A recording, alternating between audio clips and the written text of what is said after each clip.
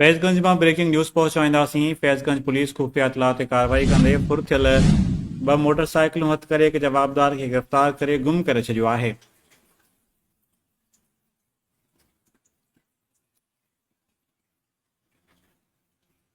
जवाबदार ख़ालिद खासकेली खे गिरफ़्तार करे अणॼातल हंध मुंतक़िल करे छॾियो आहे। ॿिए तरफ़ पुलिस सरकार जी फरियाद ते 3 जवाबदारनि ते फैज़गंज थाणे ते केस दाख़िल कयो आहे। पुलिस केस में मौक़िफ़ अख़्तियार कयो आहे त ॻोठ हाजी सिजावल खासकेली रोड ते पुलिस गश्त दौरान ॾोहारियुनि सां पुलिस मुक़ाबिलो थी पियो। जवाबदार ख़ालिद खासकेली, वसीम खासकेली, खुशहाल खासकेली पुलिस खे ॾिसी करे पिस्टल जा फायर करे 2 मोटरसाइकिलूं छॾे फरार थी विया। ॿिए तरफ़ फैज़गंज पुलिस राब्तो करण ते ॿुधायो त फुर्ज केस में हिकु जवाबदार गिरफ़्तार थियल आहे। 2 जवाबदारनि जी गिरफ़्तारीअ लाइ कार्रवाई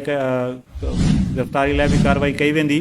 ॿिए पासे ज़ेर जो चवणु आहे त फैज़गंज पुलिस जी कार्रवाई में गिरफ़्तार थियल हिकु जवाबदार ख़ालिद खासकेली खे पुलिस गहरी रिश्वत एवज़ आज़ादु करे छॾियो आहे।